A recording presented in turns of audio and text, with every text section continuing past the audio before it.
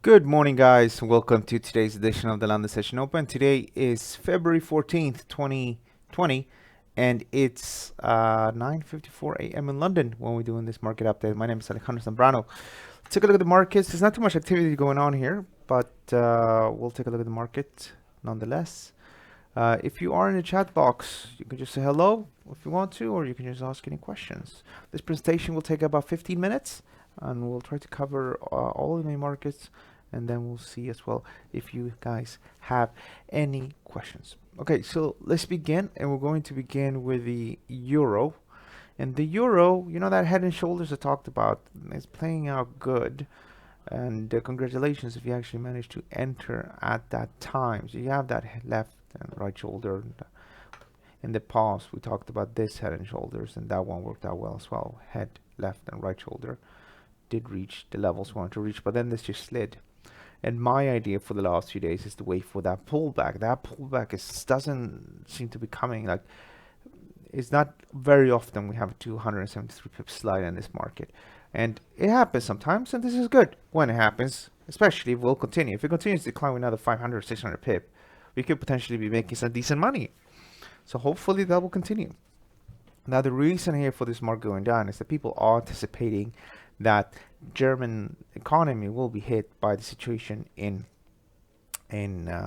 China. So already some car makers that have told us that they will probably need to suspend production because they're missing parts. And there's more reports on this. Like, I know it has nothing to do with Germany, but to give you an idea, Japan's second biggest brewery said that the coronavirus is probably going to hit their profitability just because it's going to limit that huge amount of millions of people from China that come to visit Japan every year. So we're starting to see the fallout of that. And we already know also, by the way, for example, in the case of New Zealand, we talked about this and we said that, some of their timber would not be accepted as far as I understand. And as well, we also already know that people that produce liquefied gas and also crude oil as well are struggling. So all of that is influencing things. And a new piece of information that I read on the Financial Times today, which is actually very scary. So we do know they changed the calculations in China. So they added. Apparently, there was a bunch of backlog numbers. Okay, that they added yesterday when that had that huge jump. But apparently, as far as I understand it, and it was on the Financial Times this morning, if you have been confirmed that you have the virus by a test, but you don't have any symptoms, then you're not being added to the numbers. I found that a bit weird, me personally. Either you have the virus and you're a confirmed case, and obviously you should be quarantined, and hopefully like 2-3 weeks later you'll be cured and you're not giving it, passing it on to anybody else. But that should all still be in the numbers, I think.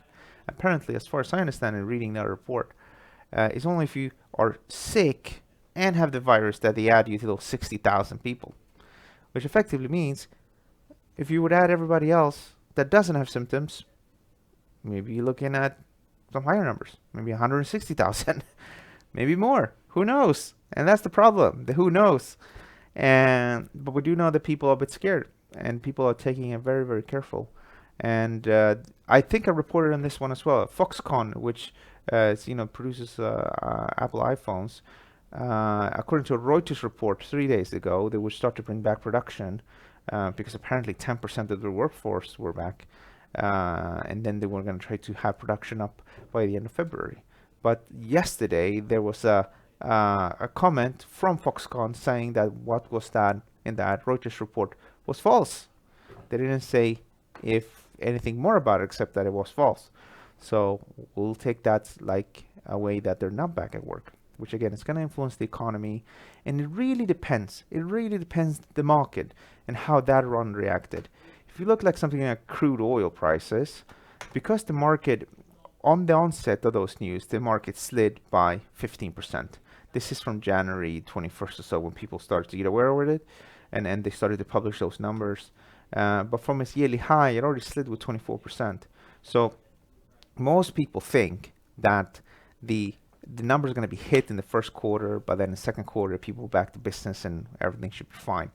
So here you're seeing that reaction that we've been talking about, and that is that we had a false move and the market's going to go upwards. And I'm still sticking with the bullish view, but as I said yesterday, you need to be careful if the numbers and everything start to turn bad. Then you have a situation where we can take out the low. So take out 48.93 and this can go down, and then that's it. Until that happens, we can probably bounce.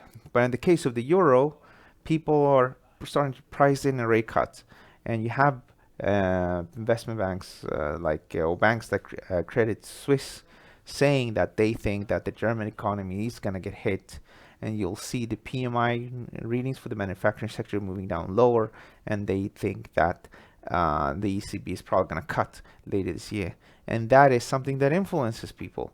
When they see that and they look at the price action, they'll say, okay, let's sell a bit, and I think that's really what's happening. So to summarize it, we have the coronavirus issue. We don't know exactly if the numbers should be trusted.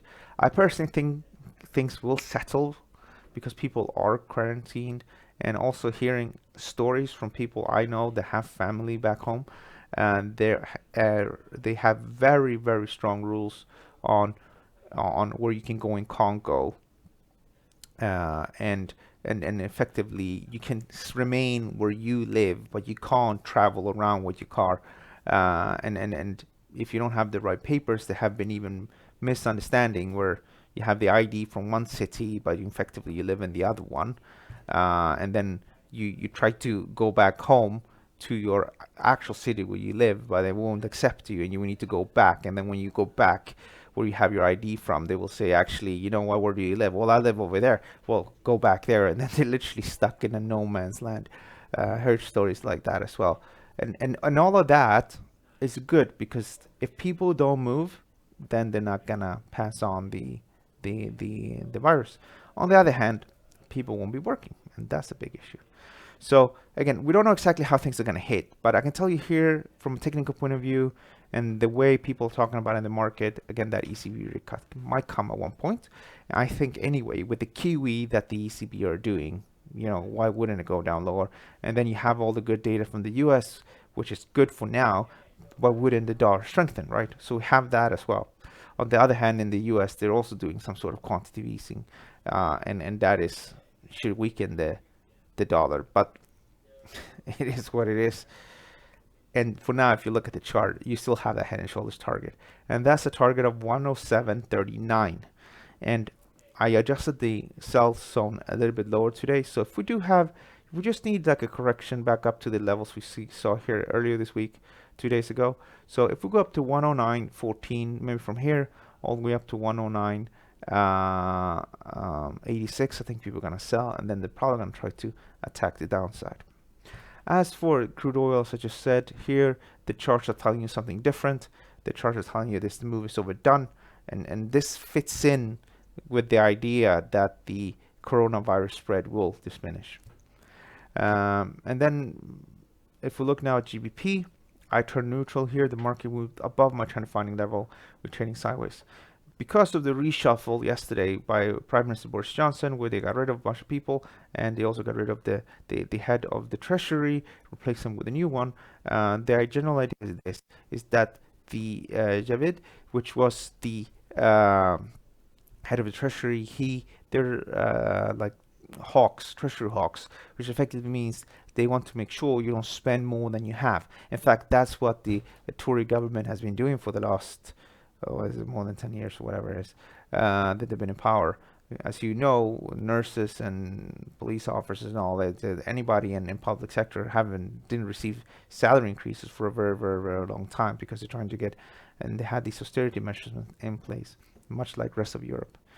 Anyway, what they want to do now, they want to spend more money, and that's probably why they replaced the head of the Treasury, or one of the reasons why they wanted to change a lot of his advisor, and he wouldn't go along with that.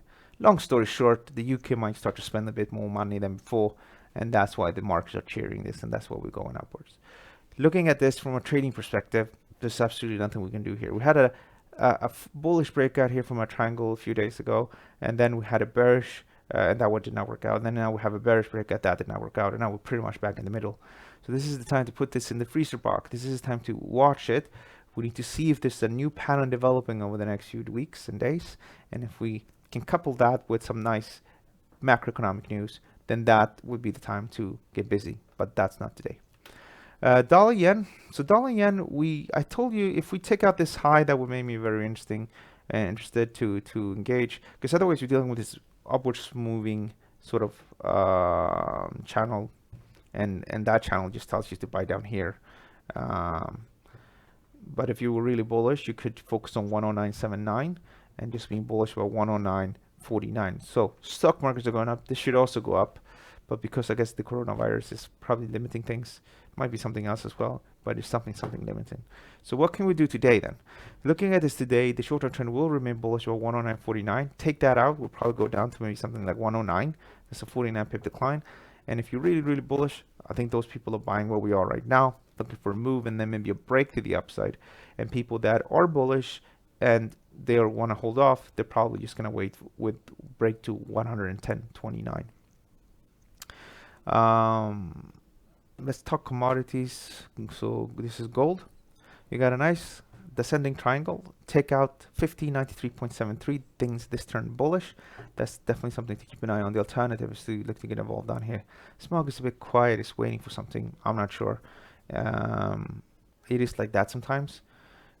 Like here, it consolidated a lot as well from effectively it moved down already from August, but then it narrowed down significantly here from November 11th up until December 20th, and then the market moved to the upside on the back of the US-Iran crisis, and after such a move, the market needs to take a bit of a break. German DAX, beautiful entry yesterday. So we had the break, and as you might remember, we're trading down here. I said if we do take out the high, this becomes the trend defining level. The market went up. The day afterwards, I said, if we go down, people are probably going to be buying here with stops here. If we move down, people bought exactly where I wanted them to buy, and we had a very nice quick reaction with the market literally bounced back upwards. Take out the high, we can probably take the trend defining level, just put it here at 13,548. For now, though, we're not there yet. So if we go down, people are probably going to be buying. This is the S&P 500, and I have moved up all the buy spots because otherwise we're going to be missing things out. The new level to watch is effectively this level here, which is 33.64, and I'm just going to remain bullish above this level, which is 33.64, and the trend defining level is the 34 level. Okay, and that is my outlook for the S&P. Crypto now. Let's take a look at a bit of cryptos. Bitcoin. So Bitcoin is stuck in a very, very strong uptrend. Parabolic move almost. I think we're going to tighten this up a bit, and I think we're going to push up the buy spot a little bit like that. I don't like when the market does not come back to give me the opportunity to get involved, because I like to have decent good risk-reward ratios. But we also need to understand that in the beginning of a trend, so we were going downwards here, right? And then we had this head and shoulders with that right, left, and head. So when we break here, because people are not certain, they would sell into it. In the beginning, you have these deep corrections that you can get involved with. And then when the market is trending strongly, you get very shallow ones, like the one we have on the S&P 500. So obviously, we did pick this level good. We picked this level good. We did not really pick this one, and we did not pick this one. And now I sort of come to terms with that this is probably not gonna go much lower, so I'm tightening things up. Now the biggest problem when you tighten things up like this is you can have just like a little mini flash crash that these currencies always have, so it could slide below it, but for now the short-term trend defining level is at 96.22, and I do think that maybe from 10,129 some people might be buying. Personally, I'm still long. I bought Cardano down here at 104, and now this market is at 106. It's at, I bought it at 4.2 cents the first time around, and then now it's at 6.3 cents. That's a crazy move of some solid 50%. I'm also still holding on to EOS, bought down here, and this market is up with some silly amount as well. Actually, it's up with 29%, so it's not as crazy. Let me see here. Something is not correct. I bought it down here. Yes, because it's a log chart. There we go. Should look like that. So, yeah, 24 or so on this one. And what's amazing with these things is that these two little moves here in effectively just a few days are pretty much percentage-wise, because I'm not trading with the same amount as I was doing up until recently, but percentage-wise, they clawed back all of my losses from last year, more or less. If I close out everything now, I clawed back all my losses that I had last year. And that's trading. All right, let's see if you guys have any questions. No questions, which I understand. We are not, didn't really start on time today. All right, we're gonna wrap things up. If you do guys have any questions, do let me know. Don't forget as well to subscribe to the channel. When you subscribe to the channel, you do get notifications when we are live. So that's really good. It looks like this if you are not signed in.